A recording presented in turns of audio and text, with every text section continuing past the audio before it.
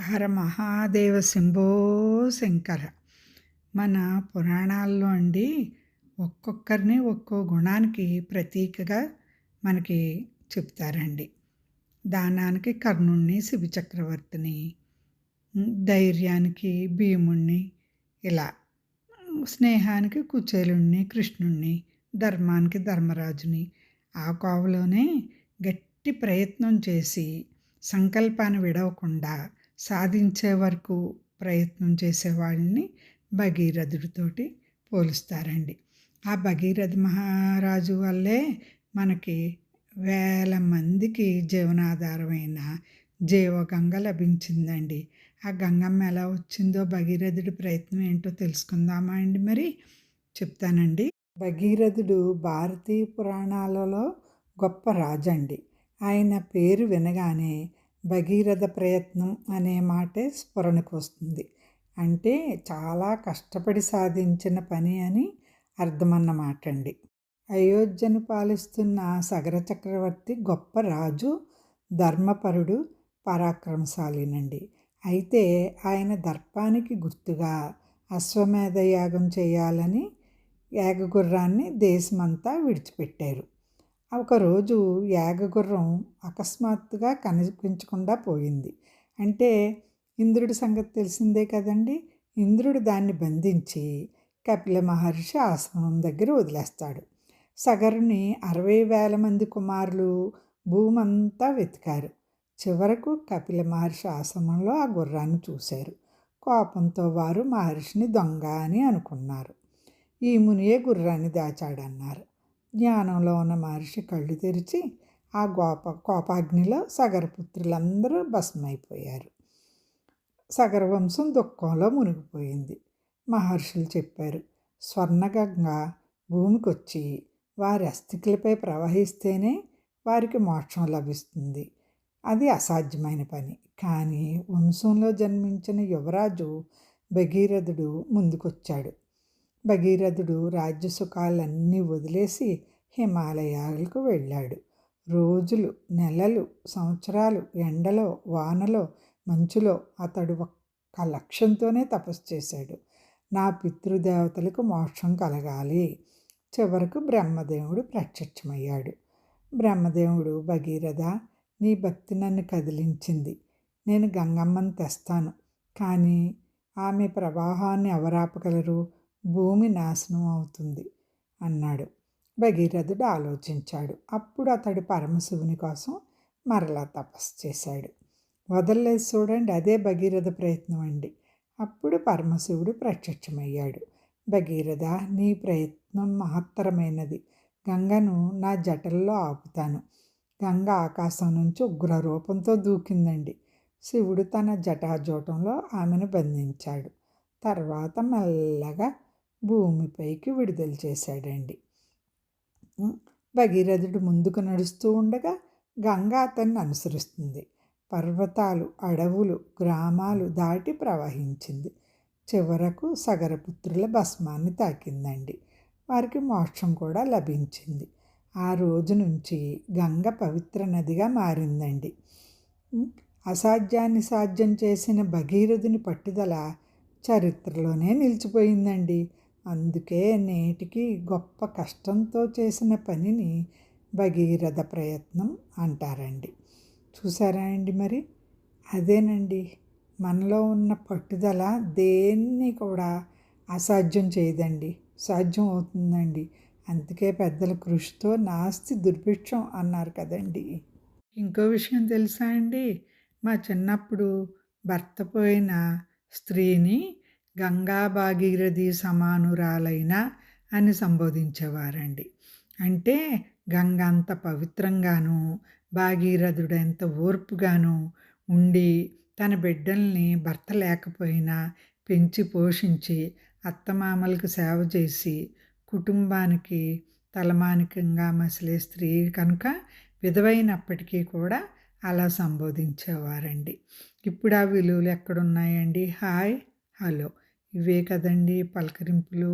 సంబోధించినా కానీ హాయ్ బాగున్నారా అని లెటర్ రాస్తారేమో, మెసేజ్ పెడతారు, అంతే కదండి. అప్పుడు ఆ లెటర్లోనే గంగా భాగీరథి సమానురాలైన అని రాసేవారండి. ఇలాగే మరో కథ కూడా చెప్పుకుందామండి మరి. చిన్న పెంకుటింట్లోనండి సరోజ అనే మహిళ, ఆమె కొడుకు అర్జున్ ఉంటారు.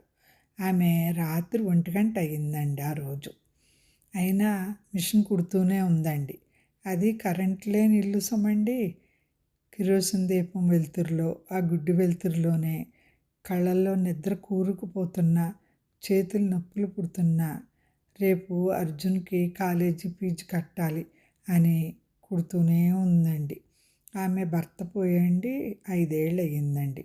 అప్పటి నుంచి ఆ ఇంట్లోనూ కష్టమే కానీ నవ్వనేదే లేదండి. కానీ సరోజ మాత్రం ఒక్క మాట ఎవ్వరికి, ఆమె పుట్టింటి వాళ్ళకి కూడా చెప్పేది కాదండి.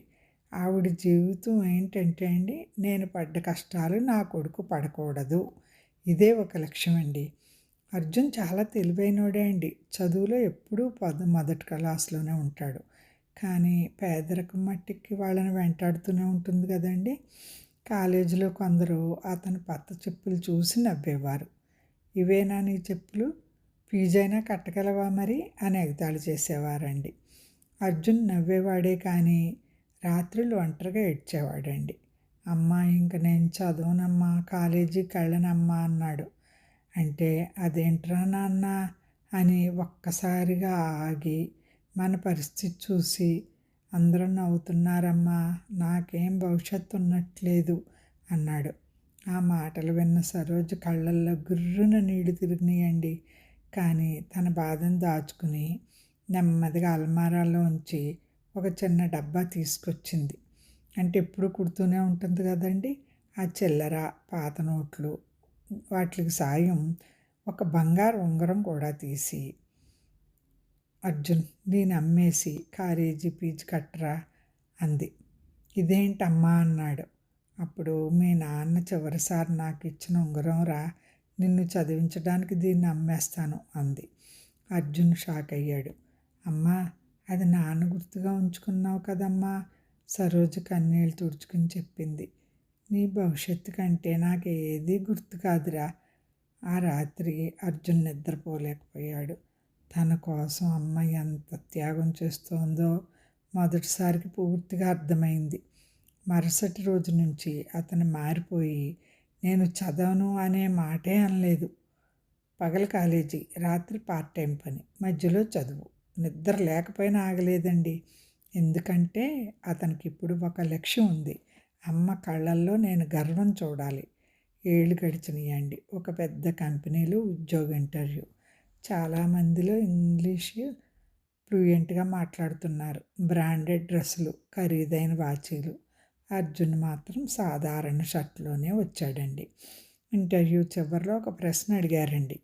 మీ జీవితంలో మీకు పెద్ద ఇన్స్పిరేషన్ ఎవరండి అని. అర్జున్ కళ్ళల్లో నీళ్లు మెరిసినాయండి. తళుక్కున రాత్రంతా కుట్టు మిషన్ ముందు కూర్చుని తన కలలను అమ్మేసి నా కలలు కాపాడిన నా తల్లి అన్నాడు. కొన్ని క్షణాలు గది నిశ్శబ్దంగా మారిందండి. కొద్ది రోజుల తర్వాత అర్జున్ సెలెక్ట్ అయ్యాడు. మొదట జీతం తీసుకుని ఇంటికి వచ్చి, అమ్మా నీ కుట్టు మిషన్ కట్టేయమ్మా ఇంకా అని ఒక కవర్ ఇచ్చాడండి. ఆ కవర్లో ఏముందనుకున్నారండి? నాన్న ఇచ్చింది అమ్మేశావు కదమ్మా, ఇది నేను తిరిగి తెచ్చాను అన్నాడు. సరోజ ఒక్కసారిగా ఏడ్చేసిందండి. ఫస్ట్ జీతంలోనే ఉంగరం తీసుకొచ్చాడండి. రాను రాను చక్కటి ఇల్లు కట్టించి అందులో పెట్టి అమ్మ రుణం తీర్చుకున్నాడండి. అర్జున్ ఆమె ఒడిలో తలపెట్టుకుని అన్నాడు, ప్రపంచం నన్ను విజయవంతుడని పిలవచ్చు కానీ అమ్మ, నేను నీ త్యాగాల ఫలితం మాత్రమేనమ్మా అన్నాడు. ఆ రోజు ఆ చిన్న ఇంట్లో చాలా రోజుల తర్వాత నిజమైన నవ్వులు వినిపించినాయండి. ఇందులో నీతి ఏంటంటే అండి, కష్టాలు మనిషిని బలహీనంగా చేయవండి. మన కోసం త్యాగం చేసే వాళ్ళ విలువ తెలుసుకున్నప్పుడు మనిషి అసలైన బలాన్ని పొందుతాడండి. అంతే కదండి మరి. ఇందులో నేను చిన్నప్పటి నుంచి చూసిన అనుభవాలు కూడా చెప్పనా అండి. ఎంతోమంది అండి గొప్ప కుటుంబాల్లో పుట్టి సడన్గా వారి పరిస్థితి తారుమారైపోయి వారు కూడా చాలా తెలివైన వాళ్ళు, క్లాస్‌లో ఫస్ట్ వచ్చిన వాళ్ళు కూడా ఒక్కసారిగా చదువు మధ్యలోనే ఆగిపోయిన వారు ఎంతమందో ఉన్నారండి. ఇలా పేద కుటుంబంలో పుట్టినా కానీ కష్టపడి చెమటోడ్చి చదివించిన తల్లులుంటే చదువు అంత మాత్రమైనా కానీ పైకొచ్చి కడ వరకు పీజీలు, పీహెచ్‌డీలు చేసిన వారున్నారండి. కానీ ప్రతిభ ఉండి కూడా చదువు మధ్యలోనే ఆగిపోయిన వాళ్ళు ఎంతోమందున్నారండి. దీన్ని మరి ప్రారబ్ధం అనాలా? ఏమనాలో మరి? కర్మ ఫలితం అనుకోవాలో ఏమో కానీ చాలామంది యోగ్యులైన వాళ్ళు కూడానండి కాలం కలిసి రాగా నిస్సహాయులుగా మిగిలిపోయిన వారు ఎంతమందో ఉన్నారండి. వారిలాంటి వారికి కూడా ఇలా కష్టపడి చదివించే తల్లులుంటే అంతకన్నా మహాభాగ్యం ఏం ఉండకపోనండి. అదే కదండీ అసలైన సంపద. ఇది నా అనుభవం అండి. నేను చూసిన చాలామందిని చూశానండి ఇలాగ. హ్మ్.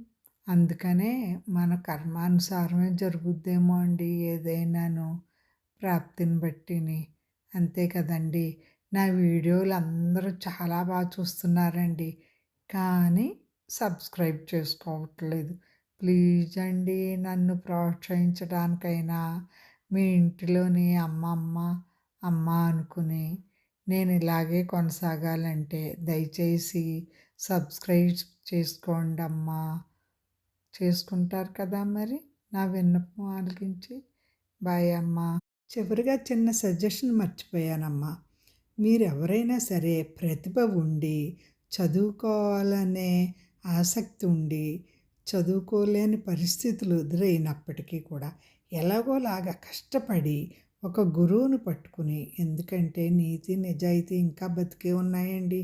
అందరూ డబ్బుకే అమ్ముడుపోరండి. ఉచితంగా చెప్పేవాళ్ళైనా ఉన్నారు.